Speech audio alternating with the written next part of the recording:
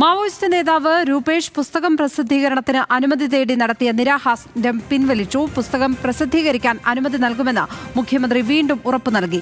Jail DGP വഴി മുഖ്യമന്ത്രിയുടെ സന്ദേശം ലഭിച്ചതോടെയാണ് നിരാഹാരം പിൻവലിക്കാൻ രൂപേഷ് തീരുമാനിച്ചത്.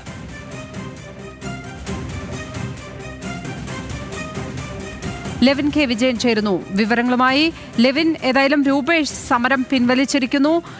മുഖ്യമന്ത്രിയുടെ ഭാഗത്ത് നിന്ന് ഇങ്ങനെ ഒരു ഉറപ്പ് ലഭിച്ചിരിക്കുന്ന സാഹചര്യത്തിലാണ് ഈ തീരുമാനം ഇപ്പോൾ പിൻവലിക്കപ്പെട്ടിരിക്കുന്നത്. എപ്പോഴാണ് മുഖ്യമന്ത്രിയുടെ സന്ദേശം രൂപേഷിന് ലഭിച്ചത്? എന്തൊക്കെയാണ് ഈ വാർത്തയുടെ മറ്റു വിവരങ്ങൾ?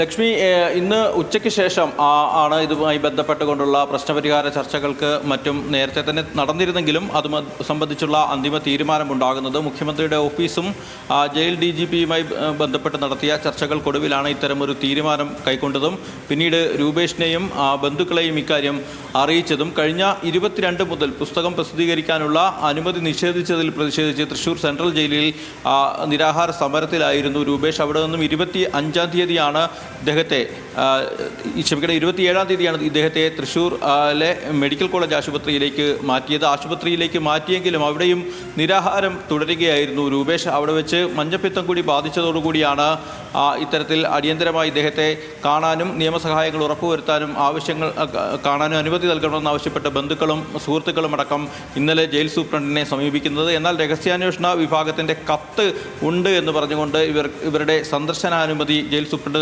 നിഷേധിക്കുകയായിരുന്നു എന്നുള്ളതാണ് ആരോപണം. ഇതേ തുടർന്ന് വലിയ പ്രതിഷേധങ്ങൾ ഉണ്ടാവുകയും ചെയ്തു. ന്യൂസ് മലയാളത്തിലൂടെ ഈ വാർത്ത വന്ന് മണിക്കൂറുകൾക്കകം തന്നെ ഇത്തരമൊരു തീരുമാനമെടുത്തു. ചൊവ്വാഴ്ചയ്ക്കുള്ളിൽ പുസ്തകം പ്രസിദ്ധീകരിക്കാനുള്ള ഉത്തരവായി തന്നെ ജയിൽ വകുപ്പ് അധികൃതർ പുറത്തിറക്കുമെന്ന് തന്നെയാണ് അറിയാൻ സാധിച്ചിട്ടുള്ളത്. മുഖ്യമന്ത്രിയുടെ ഇടപെടലിൽ ഇപ്പോൾ നിരാഹാര സമരം പിൻവലിച്ചിരിക്കുന്നു രൂപേഷ്. Levin K. വിജയനാണ് തൃശൂരിൽ നിന്ന് വിവരങ്ങൾ പങ്കുവച്ചത്.